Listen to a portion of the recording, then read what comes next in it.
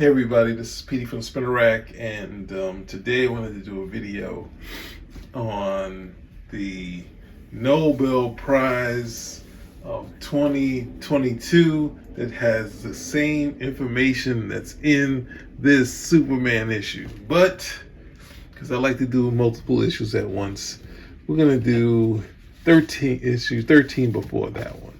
Why? Because I wanted to somehow kind of push this in there, because one is a heavy science base, and I don't know. The connection is Millennium. Sorry, the connection is Millennium. Millennium was a super hot title that happened in the 80s.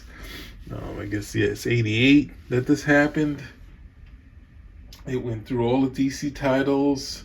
It was a 2-week thing because I think it was a weekly comic book, about 8 issues by Steve Englehart and Joe Staton, that would lead to the New Guardians, that the Guardians would kind of like venture off, and they'd have New Guardians kind of covering the town, which is a title that didn't last, but the Millennium itself was a big success with DC. Now, it's not remembered like Crisis, but it was a big deal because it had the Manhunters, which were the old the Manhunters with these old what's those things called? They were old workers for the Guardians, and then they turned, and then now at this point the Guardians actually the Manhunters were now the villains. So I don't know if the TV show has done a movie like this, but it looked like it'd be a very fun thing to bring back Green Lantern in. But let's start. So I figured my connection. This is Byrne's second, I guess no, it's more than the second year.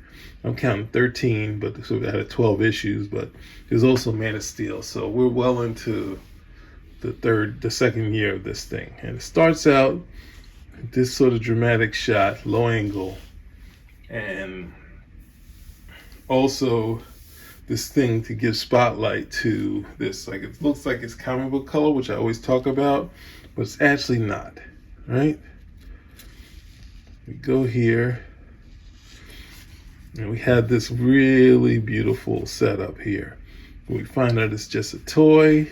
It's the wide angle screen that I always like to bring up, right? We have a double splash page, but it's actually, it's just similar to 300. I could go get it, but, it's really complicating this sort of thing, right?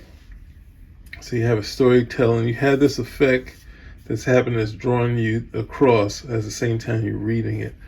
So you know that he comes here, and it's really dramatic. It's a very dramatic story. This has nothing to do with Millennium, but the Millennium bit will come up later, right? So as the money and the Brinks truck is open, the little toy soldiers start to come in. So here, we have Superman, and we have Maggie Sawyer, and we have 2, looks like British operatives, right? They're from British Intelligence, MI7, right? And this is actually a sneak appearance of the British Avengers, which would be Emma Peel, and I'll go Emma Peel first, and John Steed, right? But since Byrne doesn't want to get sued, the kind of lightnesses is kind of grayed out, right? So he's not really going for trying it, and he's not even trying to kill himself to do that, right? And they're saying they've already had, let's say, no names, right? They're fellow police officers, right? And this leading and making the Toyman, because this is an issue about the Toyman, making the Toyman kind of one of the adversaries you see in the British television show, where they would have these sort of more like James Bond villains. So kind of making the Toyman this kind of James Bond villain, which could measure up to fighting Superman, and also different from the prankster who hasn't been introduced yet, right? That he had some struggles. They didn't like his classic toys, so then he started making these toys that would explode, right? And all these cool things: a toy airplane, toy car with Tommy guns, toy dogs, and then TNT dropped on even a plane, right? And it fights Godiva. And whenever Byrne did these global guardians, they always look good. So it's kind of felt like, is that going to be the next book Byrne does? But anyway, let's keep going, right? So we had this great panel with Superman meeting Emma Peel, but they can't say it is. So here, this is the part where they tell you that they're the British Avengers. We've dealt with a lot of peculiar cases in our time, Superman. Almost always, the real villain turned out to be someone other than the most obvious, right? So it's kind of like they got kind of tricked in saying there's someone else behind this, right? And the next person they think that is, what I guess possibly could be behind it was Luthor, but actually he might be the next person he's going to kill, right? So Lex is dealing with something. His hand is having some issues, right? It should be pretty obvious to Luthor, but ego kind of pushes it away, and he sees a toy version of his model airplane, which he says he got most of his success from, right? That design. And then Superman comes in trying to get Luthor's go, trying to say, hey, I'm gonna save your miserable life. So this is a great panel here. This whole exchange of Superman, his humor in comparison to Luthor's anger, and Superman getting it out of his hands and then leaving. And then Luthor thinks it's all a game, right? So then since Superman stopped the Toyman decided he's gonna go after Superman. Now the last time we've seen the Toyman was in the what's that thing? In the whatever happened to the Man of Tomorrow, and he's the one who reveals Superman's identity. In this one, and Clark Kent can't do anything about it, so the Toyman action figures had to be a little bit formidable. They can't just be like someone you could squash like a bug, right? So they're moving at really speed. These speeds that they're running is really incredible, right? And then Superman speeds up to catch up with them, but then they start blasting him, right? So he's like, I'm going to take care of this, right? And seeing how sophisticated they are, he tries to melt them down, and explosion, right? A plastic explosion. So then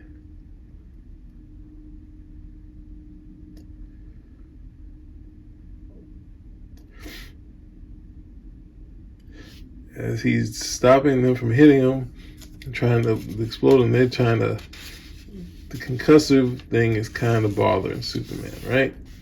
So Superman is like, I'm going to beat them to the punch. If I go, across the globe and come back, I'll be out of their attack mode, but I'll see where they're going home. So he uses his infrared vision to kind of follow the heat trails, right? Because they've been gone. We don't get a specific time, so we can quantify how fast Superman goes to do this. But the toys are already gone, right? So he follows the trail, the heat trail, and he gets there, and he finds out that the Toyman is gone. He's like, who took the Toyman? Right? And he's in the cell. It's a great shot here. Right? And then we know who it is there. We got the light from there. Right? But then we get to the Millennium stuff, right? Goes back to his real life. And this is Lana's second visit to the Daily Planet. It's not as great, right? I think I talked about it before. I think this woman here was the homeless woman. And then Clark Kent realizes that this is possibly the Manhunter, right? That Lana is it, a sleeper agent, right? And he's just trying to talk her down.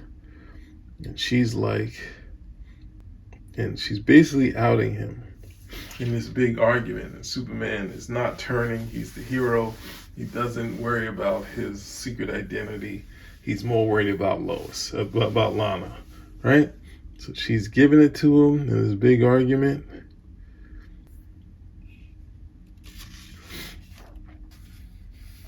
And then